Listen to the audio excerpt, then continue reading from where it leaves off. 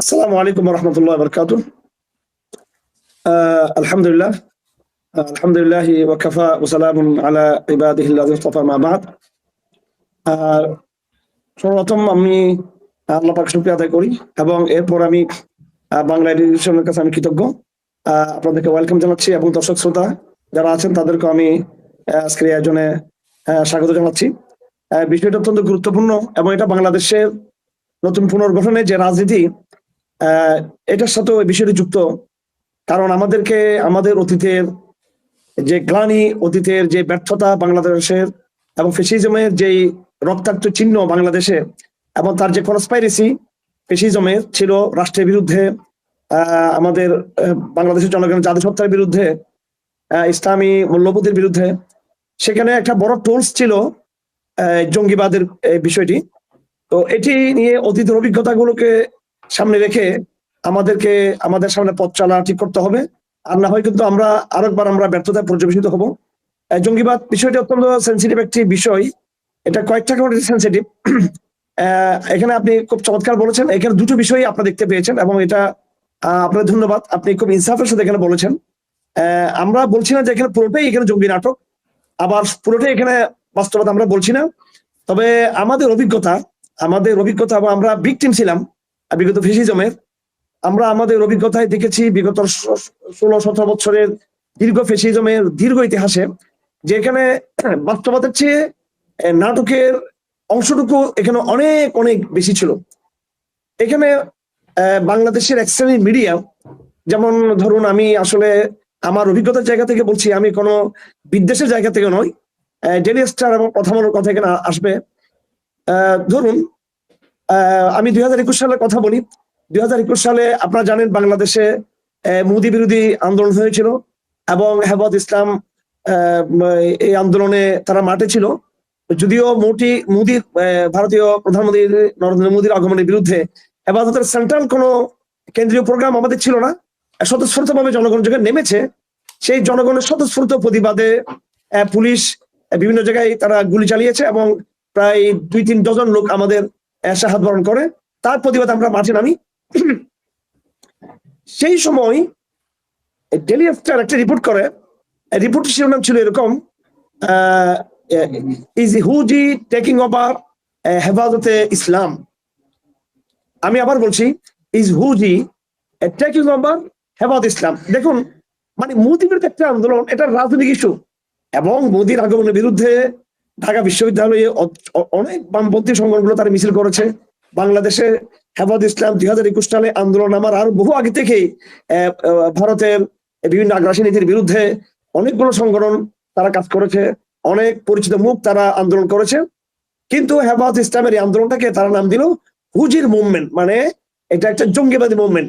Is HuJI taking over Hefazat Islam, অর্থাৎ হেফাজত ইসলামকে পরিপূর্ণ নিয়ন্ত্রণ করছে বা এখানে নেতৃত্বে চলে আসছে হুজির লোকজন। এবার বলে পুরো একটা আন্দোলনকে তারা ব্লেম দেওয়ার চেষ্টা করলো। এবং বড় ইন্টারেস্টিং বিষয় হলো, এই রিপোর্টের পরে কিন্তু আমরা কিন্তু বেশ কিছু লোক আমরা কিন্তু গ্রেপ্তার হই। আমরা এটা একটা, আমি 2021 সালে সরাসরি আমি আমার অভিজ্ঞতার জায়গা থেকে বলছি। আরেকটি অভিজ্ঞতা আরো নির্মম। 2009 সালে আওয়ামী লীগ সরকার প্রথম ক্ষমতা আসার পর তাদের মাত্র তখন 1 বছর তাদের পূরণ হয়নি, ক্ষমতা আসার 1 বছর পূর্তি হয়নি, আমি গ্রেপ্তার হলাম। তখন আমাকে পুলিশের ডিবি এবং মনিরুল তখন ছিল ডিবি প্রধান, ছিল পলাতক মনির পুলিশের, এবং এই গ্রেপ্তার পুলিশের বর্তমান পুলিশের আইজিপি গ্রেপ্তার, বর্তমানে যিনি গ্রেপ্তার আছেন শহীদুল হক ছিলেন তখন ডিএমপি কমিশনার। এরপর আরো অন্যান্য গোয়েন্দা সংস্থার লোকরা ছিলেন, বিশেষ করে এসপির অনেক লোকজন ছিলেন সেখানে, পুলিশের অনেক সহকারী কমিশনার ছিলেন, অনেক ইন্সপেক্টর ছিলেন ডিবি জিজ্ঞাসাবাদে।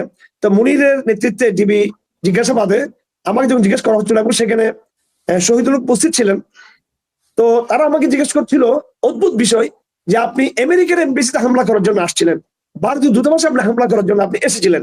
আচ্ছা, আমি তো অবাক হয়ে গেলাম এটা শুনে যে আমাকে কি করার ধরনের আসলো, আবার আমাকে কি বলা হচ্ছেন। এবং ভাগ্য বলো আমি দেখে ফেললাম, যখন আমাকে চোখ খুলে দেওয়া হলো জিজ্ঞাসাবাদ করার জন্য, সহজ করার জন্য, তখন আমি দেখলাম তাদের টেবিলের সামনে প্রথম আলো রাখা। এটা আমি তারিখ সহ বলছি, এটা ছিল আপনার নভেম্বর মাসের 5, 7, 8 তারিখের দিকে ছিল এটা এই ঘটনা। এখন আপনি খুঁজলে পাবেন নভেম্বর মাসে। কত সালের কথা বলছেন? এটা 2009 সালের কথা। 2009। আমি জাস্ট অতীতের ফ্যাসিজমের একটু এক্সাম্পল দিয়ে আমি কথা শুরু করছি। আপনি 2009 নভেম্বরে গ্রেফতার হলেন কোন মামলায়? কোন মামলা ছাড়া আমাকে ডিটেনশনে রাখা হয়েছে। ওকে, সন্দেহ 74 কালো কানুন যে বিশেষ ক্ষমতা আইনে ধরে আমাকে রাখা হয়েছে। আমার বিরুদ্ধে কোনো মামলা ছিল না।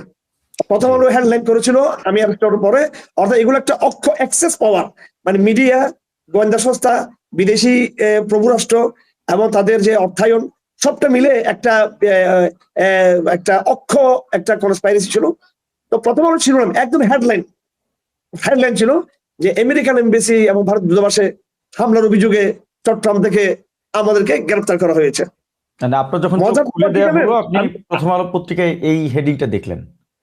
জি হেডিং এ ছিল এবং ওই হেডিং দেখে তারা আমাকে জিজ্ঞাসাবাদ করছিল। হেডিং দেখে আমাকে জিজ্ঞাসাবাদ করা হচ্ছিল আমাকে। আচ্ছা, তো আমি দুটো উদাহরণ দিলাম, একটি ডেইলি স্টারের যেটা আমার 2021 সালের গ্রেফতারের সাথে যুক্ত, এবং প্রথম আলো যেটা 2009 সালের ঘটনার সাথে যুক্ত। বড় ইন্টারেস্টিং বিষয় দেখেন, আপনারা সবাই মনে আছে কিনা আছে আপনাদের, উইকিলিক্স এর যে তথ্য ফাঁসের যে বিষয়টা ছিল, পুরো দেশে পুরো বিশ্বে যে একটা আলো সৃষ্টি করছিল, উইকিলিক্স তাদের তথ্য ফাঁস করেছে আমার গ্রেফতারি নিয়ে। তখন আমি অবশ্য জেল থেকে বের হয়ে গেছি। আমি নভেম্বরে প্রবেশ করি, আমি নভেম্বর, ডিসেম্বর, জানুয়ারি, আমি ফেব্রুয়ারি প্রথম মাসে বের হই, এবং ওই সময় উইকিলিক্স তাদের কিছু গোপন নথি ফাঁস করে আমেরিকান এমবেসির। দেখুন কত ইন্টারেস্টিং বিষয়, আমেরিকান এমবেসি কিছু গোপন নথি তারা ফাঁস করে। ওই নথিগুলোতে লেখা আছে, এইভাবে লেখা আছে এই উইকিলিক্স এর ইয়েতে, গোপন নথি ফাঁসের, যে মার্কিন অথরিটি অর্থাৎ ইউএস এমবেসির যারা এখানে কর্তৃপক্ষ ছিল, তারা তাদের স্টেট ডিপার্টমেন্টকে এবং তাদের সিকিউরিটিকে তারা জানিয়েছে যে 3 জন যুবককে যে গ্রেপ্তার করা হলো চট্টগ্রাম থেকে লস্কর তৈবার অভিযোগে, কিংবা এই যে মার্কিন এমবেসিতে আক্রমণের অভিযোগে, ভারত দূতাবাস আক্রমণের অভিযোগে, এটা ছিল মিডিয়ার বাড়াবাড়ি। এটা আমেরিকান এমবেসির ওয়ার্ড, এটা আমেরিকান এমবেসির শব্দ। আমেরিকান এমবেসি তাদের সেন্ট্রালকে তারা জানিয়েছে যে এটা ছিল এখানকার মিডিয়ার বাড়াবাড়ি, এই লোকদের আমেরিকান এমবেসিতে হামলা তরঙ্গ কোনো ইয়ে ছিল না। এইভাবে তারা উইকিলিক্স তার ফাঁস করে দিয়ে এর মধ্যে এগুলো আসে এখানে। যাক, আমি উদাহরণ দিলাম এখানে। আপনি দেখবেন কয়েকদিন আগে আমাকে একজন ভদ্র মহিলা তার ভাইয়ের একটা পিকচার পাঠিয়েছে। সেই ছেলেটা এখনো কাশিমপুর কারাগারে আছে, সুমন এই ছেলেটার নাম। একদম কম বয়স্ক ছিল, মাত্র যখন সে জেলে ঢুকে তখন 16 বছর। হাসিনা আসার পরে তাকে 2008-9 সালের দিকে তাকে গ্রেফতার করা হয়। সে পুলিশের সাথে যখন তার বাসায় আশেপাশে দমন অভিযান হচ্ছিল, তো একটা পর্যায়ে তার বাসায় পুলিশ যায়, তখন সে বড় লোকের ছেলে ছিল, সে একটু বিহেভিয়ার করা হতো, পুলিশের একটু অসদাচরণ করে, তখন তাকে পুলিশ তাকে গ্রেফতার করে। এরপর প্রথম আলো সিরিজ এই সুমন নামে ছেলেটার বিরুদ্ধে অসংখ্য রিপোর্ট তার নামে করে। আমি কারাগারে গিয়ে ছেলেটাকে আমি দেখেছি, আমি দায়িত্ব নিয়ে বলছি, আমি এটা বাংলাদেশের গোয়েন্দা সংস্থাকে লক্ষ্য করে বলছি আমি কথাটা, এখানকার উপদেষ্টাদেরকে এবং বাংলাদেশের বিভিন্ন নিরাপত্তা সংস্থার যারা কাজ করেন তাদেরকে লক্ষ্য করে বলছি, আপনারা গিয়ে খবর নিয়ে দেখবেন এই ছেলেটা এখনো কারাগারে আছে। এবং 2009 সালে তাকে যখন, আরো আগে তাকে, মানে প্রথম আলোর কনস্পাইরেসি তাকে যখন গ্রেফতার করা হয় 16, 17, 18 বছর আগে, তখন তার বয়স কত ছিল, এটা একটু ইয়ে করে দেখবেন। এইভাবে পুরো বাংলাদেশে অসংখ্য লোক এই ভিকটিম গুলো তারা হয়েছে। আমি স্পষ্ট করতে চাই, আমরা বলছি না যে এখানে কিছু ঘটনা ঘটেনি, এখানে কিছু ঘটনা ঘটেছে, কিন্তু তিলকে তাল বানানো হয়েছে। আমরা যেটা চাই বাংলা এডিশনের মাধ্যমে, আমি বলছি বাংলাদেশের মতো আমরা যেটা জানতে চাই যে সত্যটা বেরিয়ে আসুক। আমরা এখানে কখনো বলছি না যে আমরা এই ধরনের কোন হটকারী থেকে, কোন রকমের এখানে বিচ্ছিন্নতাবাদকে, কোন রকমের এখানে এই চরমপন্থা কোন দিককে, যেটা ইসলামের দাওয়াতের চিন্তার সাথে সেটা সমর্থিত না, আমরা কখনো সেটাকে আমরা নিজেরাই আমাদের জায়গা থেকে আমরা সেটা ইয়ে করতে পারি না। আমরা চাইছি সত্যটা বেরিয়ে আসুক, এবং যেটা যতটুকু সেটাকে ততটুকু রাখা হোক, তখন সেটা দ্বারা কি হবে, ক্রাইসিসের মূলকে আমরা চিহ্নিত করতে পারবো, ক্রাইসিসকে নির্মূল করা যাবে। আর যদি ওখানে বিশেষ উদ্দেশ্য থাকে, এখানে বিদেশে ফান্ড পাওয়ার যদি উদ্দেশ্য থাকে, এবং ফ্যাসিজমকে টিকিয়ে রাখা, হাসিনা ক্ষমতা টিকিয়ে থাকলে বড় একটা টুলস ছিল যে জঙ্গি যুদ্ধ বই থেকে সে ভারতকে ভয় লাগাতো, সে আমেরিকাকে ভয় লাগাতো, জাতিসংঘকে সে ভয় লাগাতো, এবং সে এটাই এই কনসেপশনটা সে দেওয়ার চেষ্টা করেছে, পারসেপশনটা তার ব্যাপারে, যে হাসিনা না থাকলে, ফ্যাসিস্ট সরকার না থাকলে বাংলাদেশের জঙ্গিবাদের উত্থান হয়। অথচ দেখুন আলহামদুলিল্লাহ হাসিনা নাই, হাসিনা মুক্ত বাংলাদেশে আমরা প্রায় 2023 সালের আগস্টে হাসিনা মুক্ত হয়েছে বাংলাদেশ। আজকে সরি 2024 হাসিনা মুক্ত হয় বাংলাদেশ, তারপর 2025 গেল, এখন 2026 আমরা আছি। প্রায় আপনার 1.5 বছর অতিক্রম হয়ে গেল, 2 বছরের কাছাকাছি বাংলাদেশে কোথাও কোনো এই যেটা তারা বলতো, যেটা বলে তারা পশ্চিমাদের রাষ্ট্রগুলোর কাছ থেকে, ভারতের কাছ থেকে তারা আশীর্বাদ পাওয়ার চেষ্টা করতো, কোনো রকমের কোনো দুর্ঘটনা ঘটেনি। বরং আমরা যেটা আশঙ্কা করছি, আমরা যেটা কনসার্ন, আমরা যেটা আশঙ্কা করছি যে তাদের প্রণোদনায় আওয়ামী এজেন্ডার ভিত্তিতে, কারণ এটা কিছু তথ্য আমরা এখনো পাচ্ছি, এটা আমাদের গোয়েন্দা সংস্থার খবর নেওয়া উচিত, যে কারাগারগুলোতে আওয়ামী লীগের লোকজন বলা শুরু করছে দেশে বোম কেন ফুটতেছে না, দেশে আক্রমণ কেন হচ্ছে না, দেশে ইত্যাদি এই জাতীয় কথাগুলো বলছে। এই সমস্ত আলামত দ্বারা বোঝা যায় যে আওয়ামী লীগ চাচ্ছে দেশে একটা অশান্তি সৃষ্টি হোক এবং জঙ্গিবাদী কোন একটা ইউনিটের সাথে তারা যুক্ত হয়ে তারা নিজেরা কিছু একটা করুক। এটা আমি বর্তমান সময় এটা আমি ভয় পাচ্ছি, এবং আগামীতে যারা গভর্নমেন্ট আসবে, আমার যেটা আশঙ্কা, এবং আজকে বাংলা এডিশনে আমি যেটা অত্যন্ত বোল্ড আমি বলতে চাই, যে আগামী দিনে যে চ্যালেঞ্জ আমাদের জন্য যেটা হবে, সেটা হলো ইসলামী ঘটনার জায়গা থেকে অনেক মোটিভেশন হয়েছে, অনেক কাউন্সিলিং হয়েছে, এবং আমরা অনেক ভিকটিমদেরকে আমরা আইনি সহায়তা দিয়েছি।